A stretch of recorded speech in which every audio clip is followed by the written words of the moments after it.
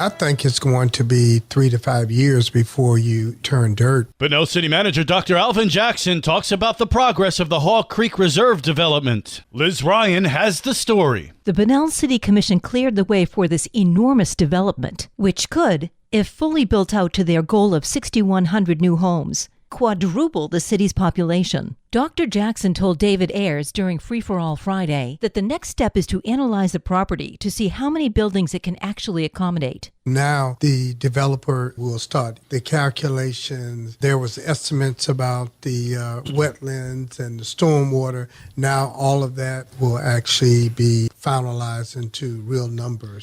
Dr. Jackson's plans for growing the city of Bunnell were set in motion years ago. Back in 2019, we had our first advance. Mayor Robinson and Vice Mayor Rogers were there, and we talked about the need for economic development with bringing new businesses in. We talked about residential units, having the appropriate zoning.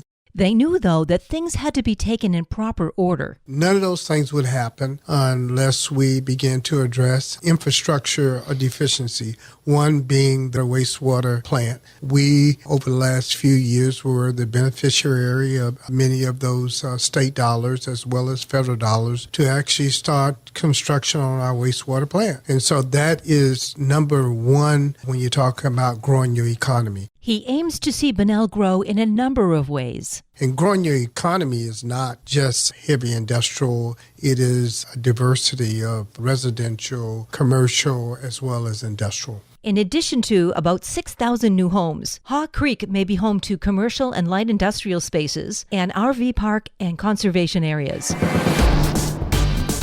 Good morning, Flagler County. I'm Rich Carroll. You're listening to Flagler's Morning News on Tuesday, September 23rd.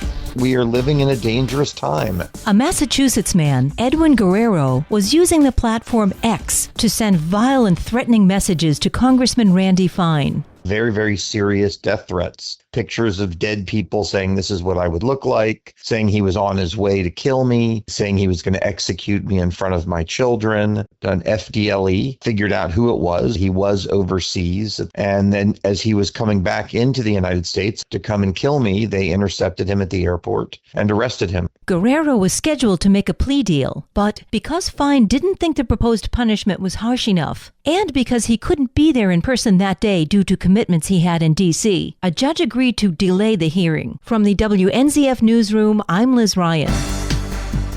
This local news is a service of Flagler County's Toyota dealer, Beaver Toyota in St. Augustine, conveniently located right off I-95 at exit 311.